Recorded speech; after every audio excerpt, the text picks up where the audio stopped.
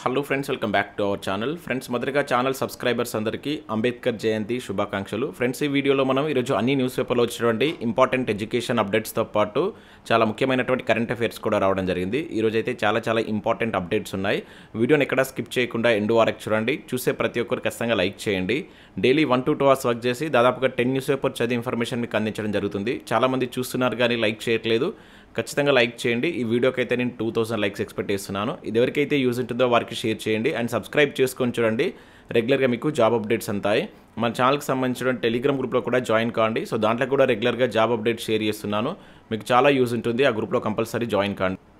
Friends, Ambedkar జయంతి సందర్భంగా మన యాప్లో ఉన్నటువంటి కోర్సెస్ పైన కొన్ని ఆఫర్స్ అయితే తీసుకురావడం జరిగింది. ముఖ్యంగా కొత్తగా 2 కోర్సెస్ అయితే తీసుకొచ్చాం. గ్రూప్ 1కి సంబంధించి కావచ్చు, గ్రూప్ 2కి సంబంధించినటువంటి న్యూ కోర్సెస్ అయితే తీసుకురావడం జరిగింది. ముఖ్యంగా ఇక్కడ గ్రూప్ 1కి సంబంధించి కనుక చూసినట్లయితే ఇంగ్లీష్ మీడియంకి సంబంధించినటువంటి కోర్స్ అయితే తీసుకొచ్చాం. దీనిలో మీకు ఇక్కడ చూసినట్లయితే టోటల్ దీని యొక్క ప్రైస్ అనేది 499 రూపీస్ అయితే ఉంటుంది. దీనిలో మీకు ఇంగ్లీష్ మీడియంలో క్లాసెస్ ఉంటాయి, తెలుగు మీడియంలో క్లాసెస్ ఉంటాయి. అదేవిధంగా టెస్ట్ సిరీస్ కూడా ఇంగ్లీష్ అదేవిధంగా తెలుగు మీడియంలో అయితే ఉంటుంది. ఈ 499 అనేది ఒకటే రోజు ఆఫర్ ఉంటుంది. తర్వాత దీని యొక్క ప్రైస్ అనేది 999 చేయబోతున్నాం. మీరు ఈ కోర్సుకు సంబంధించి ఇక్కడ చూసినట్లయితే ప్రిలిమ్స్కి సంబంధించినటువంటి ఇంగ్లీష్ మీడియం టోటల్ క్లాస్ అనేది దీనిలో అప్లోడ్ చేయడం జరుగుతుంది. ఇప్పుడు మనం ఒక 100 గంటల క్లాస్ అయితే అప్లోడ్ చేస్తాం. ప్రతిరోజు 5 to 6 hours యొక్క క్లాస్ అయితే దీనిలో అప్లోడ్ చేస్తాం. అంటే న్యూ క్లాసెస్ అనేది మనం రికార్డ్ చేస్తున్నాం.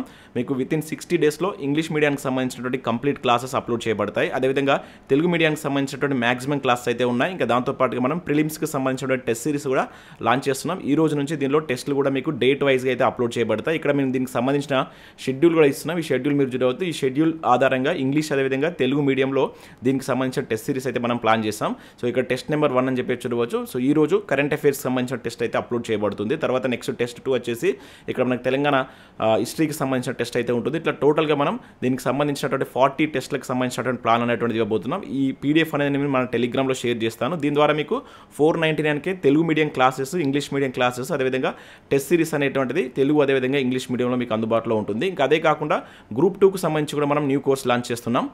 సో ఇది గ్రూప్ 2కు సంబంధించినటువంటి ఇంగ్లీష్ మీడియం ఫుల్ కోర్సు. దీనిలో కూడా ఒక 100 hours క్లాస్ అయితే ఇప్పుడు మనం అప్లోడ్ చేయడం జరిగింది. టోటల్గా మీకు 4 పేపర్స్కి సంబంధించినటువంటి క్లాస్ అయితే ఉంటాయి. ఇప్పటివరకు మనం 248 వీడియోస్ అయితే అప్లోడ్ చేయడం జరిగింది. సో దీనిలో మనం డైలీ ఒక 6 to 7 hours క్లాస్ అయితే అప్లోడ్ చేయడం జరుగుతుంది. వితిన్ 60 daysలో మనం ఈ క్లాసెస్ కూడా కంప్లీట్ చేయబోతున్నాం. ఈ కంప్లీట్గా మనకు ఇప్పుడు రికార్డ్ చేయబడుతున్నటువంటి న్యూ క్లాసెస్. ఓన్లీ ఇది ఇంగ్లీష్ మీడియానికి సంబంధించినటువంటి కోర్సు. దీనిలో కూడా మీకు ప్రీవియస్లో మనం కండక్ట్ చేసినటువంటి టెస్ట్ సిరీస్ అయితే ఉచితంగా అందించడం జరుగుతుంది. ఫ్రీ క్లాసెస్ ఉంటాయి. ఒకసారి యాప్ డౌన్లోడ్ చేసుకుని చెక్ చేసిన తర్వాత నచ్చితే తీసుకోండి. ఫ్రెండ్స్, ఈరోజు న్యూస్ పేపర్లో వచ్చేట అప్డేట్స్ కనుక చూసినట్లయితే మనకి ఇక్కడ ఫస్ట్ అప్డేట్ వచ్చేసి త్వరలో ఉద్యోగాల జాతర అంటూ మనం ఆంధ్రప్రభ న్యూస్ పేపర్లో ఒక అప్డేట్ అయితే చూడవచ్చు. వివిధ భాగాల్లో 55,418 పోస్టుల భర్తీకి కసరత్తు, కార్యాచరణకు ప్రణాళిక సిద్ధం, రెవెన్యూ, మహిళా శిశు సంక్షేమ శాఖ గురుకులాల్లో పోస్టుల భర్తీకి సన్నాహాలు అంటే ఇక్కడ ఒక న్యూస్ అయితే రావడం జరిగింది. సో కొత్త నోటిఫికేషన్ల కోసం వెయిట్ చేస్తున్న ప్రతి ఒక్కరైతే వీడియోని లైక్ చేసే ప్రయత్నం చేయండి.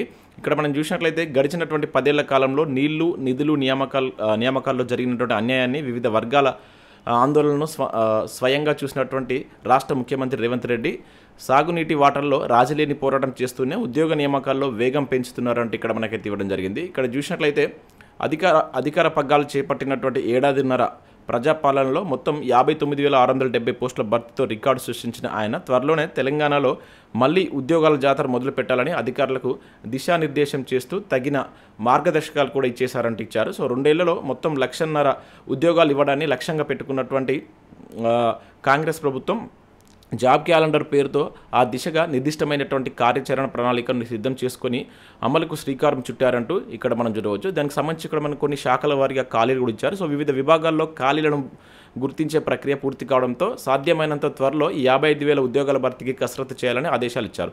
సో ఈ ప్రక్రియ పూర్తయితే మొత్తం 1,15,000 ఉద్యోగాలు భర్తీ చేసినట్లు అవుతుందని, వచ్చే ఏడాది లక్ష్యం చేరుకునే దిశగా సీఎం ముందడుగు వేస్తున్నారని ప్రభుత్వ వర్గాలు చెప్తున్నాయి.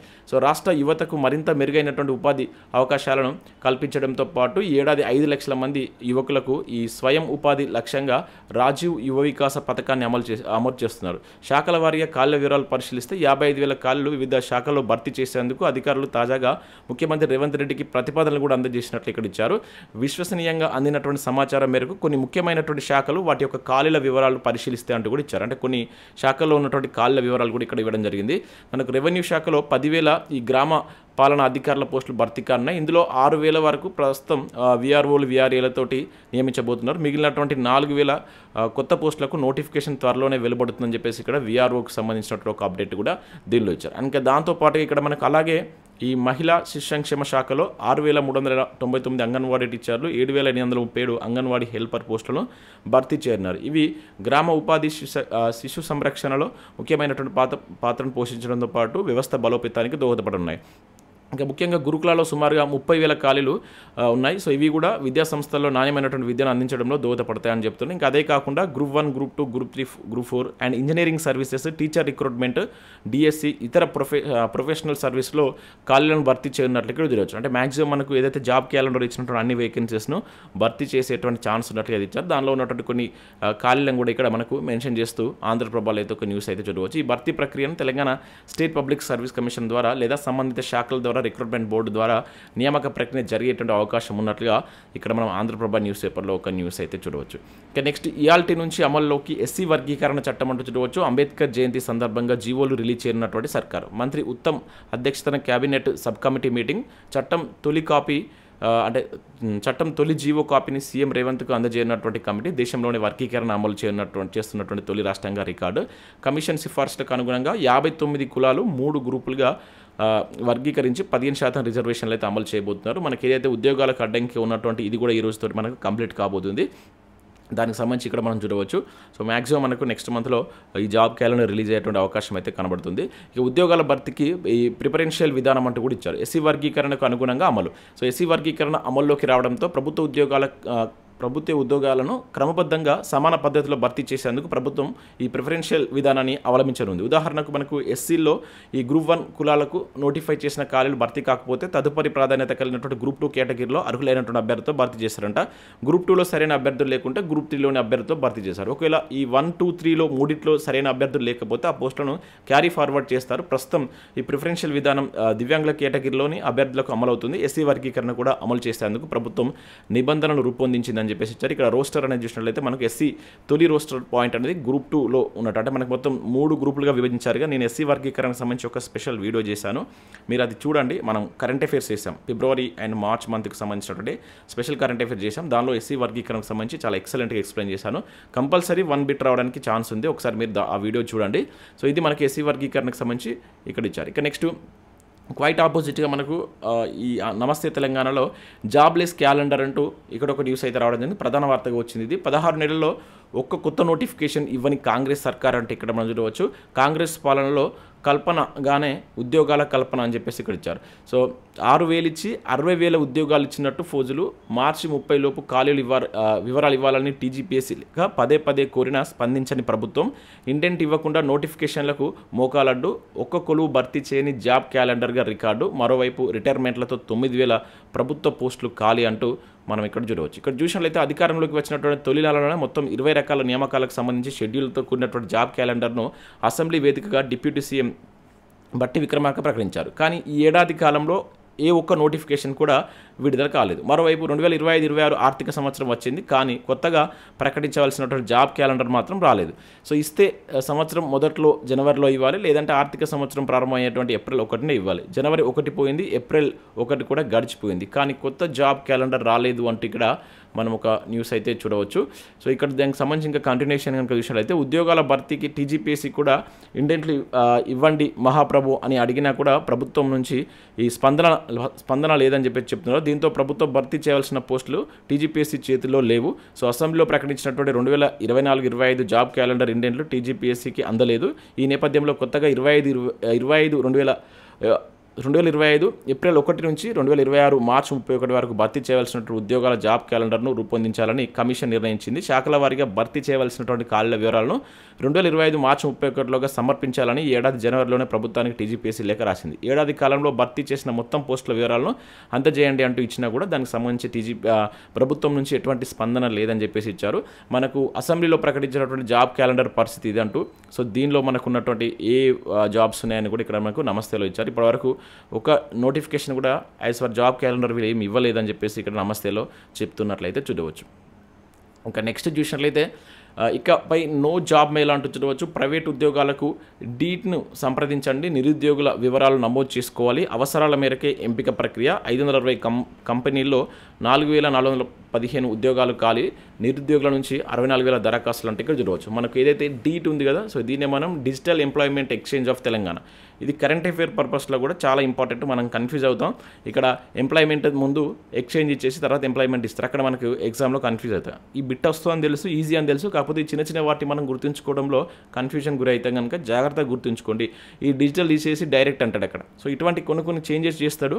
ఆ 4 ఆప్షన్స్ చూసే వరకు మనం తెలిసి చదివి ఒక బిట్ను మిస్ చేసుకోవాల్సిన పరిస్థితి ఉంటుంది కనుక మీ ఆర్డర్లో మీరు గుర్తుంచుకోండి. ముందు ఎంప్లాయ్మెంట్ వస్తుంది, తర్వాత ఎక్స్చేంజ్ అని వస్తుందని గుర్తుంచుకోండి. ఇక్కడ ఎం ముందు వస్తుంది, తర్వాత ఎక్స్ తర్వాత వస్తుంది మనకు ఆల్ఫాబెట్లో. అట్లా ఏదైనా ఒక దాని ప్రకారం మీరు గుర్తుంచుకోండి, ఇంపార్టెంట్ ఇది.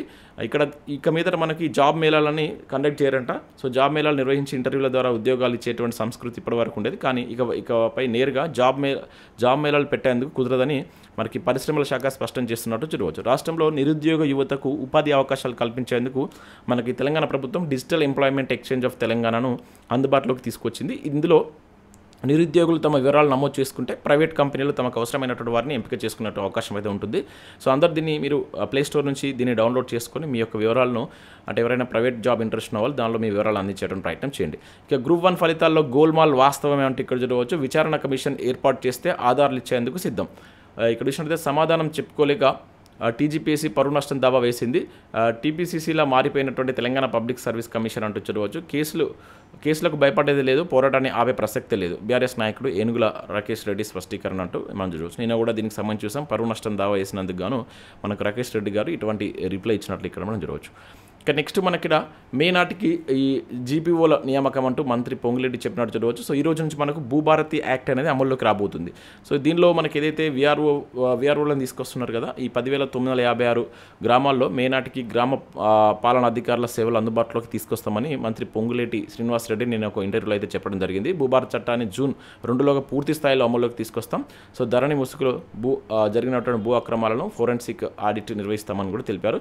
సో ఇది మేబీ ఇప్పుడు ఉన్నటువంటి వారి పాత విఆర్ఓలకు సంబంధించినటువంటి నియామక ప్రక్రియ. మనకు ఆ మిగిలినటువంటి కాళ్ళకు మనకు మే తర్వాత నోటిఫికేషన్ వచ్చేటువంటి ఛాన్స్ అయితే ఉంటుంది. ఇక నెక్స్ట్ ఈనాడు ప్రతిభకు సంబంధించి ఇక్కడ మనం చూసినట్లయితే రైల్వే ఉద్యోగాలకు సంబంధించిన అర్థమెటిక్ సంబంధించి ఒక ఆర్టికల్ ఇచ్చారు. అండ్ దాంతోపాటు ఇక్కడ ఇంగ్లీష్ సంబంధించి కూడా చూడవచ్చు. వీటిని మీరు డౌన్లోడ్ చేసుకొని చూసేటువంటి ప్రయత్నం చేయండి. ఇవి మనకు వివిధ న్యూస్ పేపర్లో వచ్చినటువంటి important education updates. Next current affairs చూద్దాం. చాలా ముఖ్యమైన కరెంట్ అఫేర్స్ ఉన్నాయి, ఎక్కడ స్కిప్ చేయకుండా చూడండి. ఖచ్చితంగా లైక్ చేయండి, మన ఇన్స్టా పేజ్ని ఫాలో కాండి. రెగ్యులర్గా చాలా మంచి ఇన్ఫర్మేషన్ అక్కడ షేర్ చేస్తున్నాను, ప్రతి ఒక్కరు ఫాలో అయ్యేటువంటి ప్రయత్నం చేయండి. సో ఇక్కడ మనం మొదటి కరెంట్ అఫేర్ కనుక చూసినట్లయితే 23వ లా కమిషన్ చైర్మన్గా జస్టిస్ దినేష్ మహేశ్వరి అంటే ఇక్కడ మనం చూడవచ్చు. సో ఇక్కడ 23 గుర్తుంచుకోవాలి, పేరు గుర్తుంచుకోవాలి. ఈ వారంలో మనకు దీనికి సంబంధించి నోటిఫికేషన్ అయితే రాబోతుంది.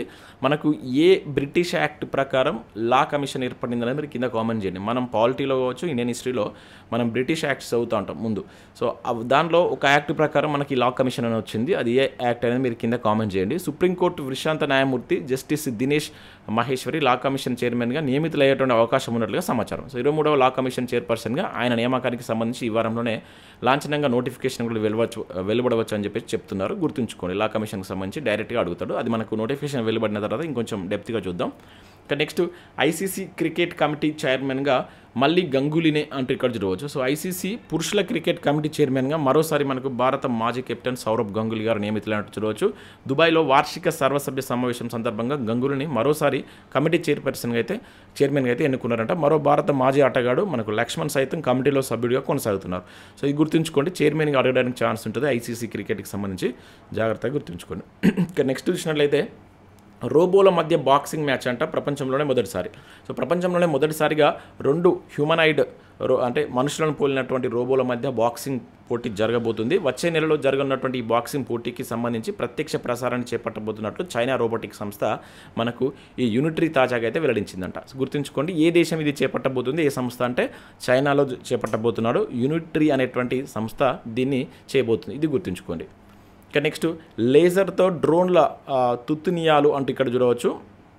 ఇక్కడ చూసినట్లయితే భారత అమ్ముల పొదలోకి చేరినటువంటి అత్యాధునిక అస్త్రం లేజర్ ఆయుధాన్ని అభివృద్ధి చేసినటువంటి డిఆర్డిఓ. ఇది గుర్తుంచుకోవాలి. 5 కిలోమీటర్ల దూరంలోని లక్ష్యాలను ఛేదించేటువంటి సామర్థ్యం ఈ సాంకేతికత కలిగినటువంటి అగ్రదేశాల సరసన నిలిచినటువంటి భారత్ అంటే ఇక్కడ చూడవచ్చు. ఇక్కడ మన లేజర్ టెక్నాలజీ తోటి వాటిని ఏవైతే ఉంటాయో వాటిని మనకు ఆపోజిట్ ఉన్నటువంటి ఏవైతే క్షిపణులు ఉంటాయో వాటిని విధ్వంసం చేయడం దీని యొక్క ముఖ్య ఉద్దేశం అన్నమాట. ఇక్కడ మనం చూసినట్లయితే భారత అమ్ముల పొదలోకి మరో అత్యాధునిక ఆయుధం చేరింది. విమానాలు, క్షిపణులు, డ్రోన్లను లేజర్ కిరణాల ద్వారా కూల్చివేసేటువంటి 30 కిలోవాట్ల లేజర్ ఆధారిత ఆయుధ వ్యవస్థను భారత్ విజయవంతంగా ప్రదర్శించిందట. కర్నూలులో దీన్ని పరీక్షించినట్లు మనకు ఈ defence research and development organisation DRDO అయితే తెలిపింది. సో వీటికి సంబంధించి ఇక్కడ వివరాలు ఇచ్చారు. ఇక్కడ ఇది గుర్తుంచుకోవాలి. అయితే ఇట్లా ఈ టెక్నాలజీ కలిగినటువంటి భారత్ అగ్రదేశాల సరసన నిలిచిందంటున్నారు. మనకంటే ముందు అమెరికా కావచ్చు అండ్ చైనా, రష్యా, ఇజ్రాయెల్కి మాత్రమే ఈ టెక్నాలజీ ఉందంటే ఇప్పుడు communication, joining, satellite, signal help సహా పలు ఎలక్ట్రికల్ యుద్ధ సామర్థ్యాల్లో దీనిలో ఉన్నాయని మనకు డిఆర్డిఓ చైర్మన్ కామత్ తెలిపినట్టు ఇక్కడ గుర్తుంచుకోండి. ఇక్కడ ప్రీవియస్లో కూడా ఇటువంటి క్వశ్చన్స్ అడిగారు. డిఆర్డిఓ ప్రస్తుత చైర్మన్ ఎవరని చెప్పేసి అడిగిన సందర్భాలే సో కామత్ అని చెప్పేసి గుర్తుంచుకోండి. ఇంకా నెక్స్ట్ చూసినట్లయితే ఇక్కడ ఒక్క బల్లి 60 లక్షలు అంటూ చూడవచ్చు. అస్సాంలో 11 అరుదైనటువంటి బల్లులు స్వాధీనం. సో అస్సాంలో ఉన్నటువంటి ఈ డిబ్రూగఢ్ పోలీసులు 11 అరుదైనటువంటి ఈ టోకే గెక్కో బల్లులను శుక్రవారం స్వాధీనం చేసుకున్నారంట. 3 అరెస్ట్ చేశారు. పోలీసులు తెలిపినటువంటి వివరాల ప్రకారం వీటిలో ఒక్కొక్క దాన్ని 60 లక్షల చొప్పున విక్రయించనున్నట్లు వీరి దర్యాప్తు తేలింది. సో వీటిని అరుణాచల్ ప్రదేశ్ నుంచి తీసుకొచ్చినట్లు చెప్తున్నట్టు ఇక్కడ చూడవచ్చు. అయితే మనకి టోకే గొక్కో బల్లులు అంతరించిపోయేటువంటి ప్రమాదంలో ఉన్నటువంటి జాబితాలో ఉన్నాయన్నమాట. సో ఇది గుర్తుంచుకోండి. ఇటీవల ఈ టోకే గొక్కే బల్లులు ఏ రాష్ట్రంలో కనబడ్డాయని చెప్పేసి అడగవచ్చు. ఇటువంటి క్వశ్చన్స్ అడుగుతున్నాడు, కొంచెం జాగ్రత్తగా గుర్తుంచుకోండి. అస్సాం అని చెప్పేసి గుర్తుంచుకోండి. ఇక నెక్స్ట్ ఈ వీక్లో వచ్చిన కరెంట్ అఫైర్స్ ఒకసారి రివిజన్ చేద్దాం. ఇక్కడ మనకు తెలంగాణ లోకాయుక్త హైకోర్టు మాజీ న్యాయమూర్తి జస్టిస్ ఆడవెల్లి రాజశేఖర్ రెడ్డి నియమిస్తూ ప్రభుత్వం 2025 ఏప్రిల్ 11 ఒక గెజిట్ అయితే జారీ చేసింది. 5 సంవత్సరాల పాటు ఇతను పదవులు అయితే కొనసాగుతారు. గుర్తుంచుకోండి. లోకాయుక్తగా ఎవరని చెప్పేసి అంటారు కనుక డైరెక్ట్గా రాజశేఖర్ రెడ్డి అని గుర్తుంచుకోండి. ఉప లోకాయుక్తగా మనకు ఈ జగ్జీవన్ కుమార్ను నియమించినట్లు గుర్తుంచుకోండి. అదేవిధంగా మనకు మానవ హక్కుల చైర్మన్గా మనకు హైకోర్టు విశ్రాంత న్యాయమూర్తి అయినటువంటి జస్టిస్ షమీమ్ అఖ్తర్ గారిని నియమించారు. ఈ 2 మనం చూసాం.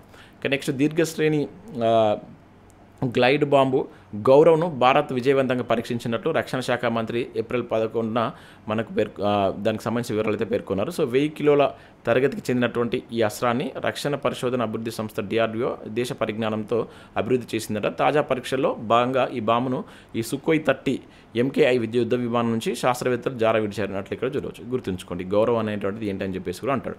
ఇక నెక్స్ట్ సినీ రంగంలో ప్రతిష్టాత్మకంగా భావించేటువంటి ఆస్కార్ అవార్డుల్లో కొత్త కేటగిరీని ఇంట్రొడ్యూస్ చేశారంట. సో అచీవ్మెంట్ ఇన్స్టంట్ డిజైన్ అని చెప్పేసి ఒక కొత్త దాన్ని తీసుకొచ్చారు, కొత్త కేటగిరీని తీసుకొచ్చారు. జాగ్రత్తగా గుర్తుంచుకోండి. ఇది మోస్ట్ ఇంపార్టెంట్, అడగడానికి ఛాన్స్ ఉంటుంది. దీన్ని ప్రవేశపెడుతున్నట్టు మనకు అకాడమీ ఆఫ్ ఈ మోషన్ పిక్చర్ ఆర్ట్స్ సైన్సెస్ సంస్థ ప్రకటించినట్టు ఇక్కడ గురించి 2027 విడుదలయ్యేటువంటి చిత్రాలకు దీన్ని ఇవ్వన్నారు. అంటే మనకు నెక్స్ట్ ఇయర్ కాకుండా మళ్ళీ నెక్స్ట్ ఇయర్ అనమాట 2027లో ఇది అందుబాటులోకి వస్తుందంట. ఈ కొత్తగా యాడ్ చేసినటువంటి ఏదైతే కేటగిరీ చాలా ఇంపార్టెంట్. ఇటువంటి వాటిని అడుగుతారండి, జాగ్రత్తగా కేటగిరీ నేమ్ గుర్తుంచుకోండి. ఇవి మనకు వివిధ న్యూస్ పేపర్లో వచ్చినటువంటి important education updates and current affairs. చూసిన ప్రతి ఒక్కరు కంపల్సరీ లైక్ చేయండి. సో మనం యాప్లోకి అయితే 2 కొత్త కోర్సెస్ తీసుకొచ్చాం. గ్రూప్ 1కు సంబంధించినటువంటి కోర్సు, గ్రూప్ 2కు సంబంధించినటువంటి కోర్సు. సో ఇక్కడ గ్రూప్ 2కు సంబంధించి కోర్సు కనుక మీరు చూసినట్లయితే ఇది ఇంగ్లీష్ మీడియం కోర్సు. ఆల్రెడీ మన దగ్గర తెలుగు మీడియం కోర్సు ఉంది. ఇది మనం ఓన్లీ ఇంగ్లీష్ మీడియం అభ్యర్థుల కోసం తీసుకొచ్చినటువంటి కోర్సు. దీనిలో ఇప్పుడు మనం 100 గంటల క్లాసెస్ ఆల్రెడీ అప్లోడ్ చేస్తాం.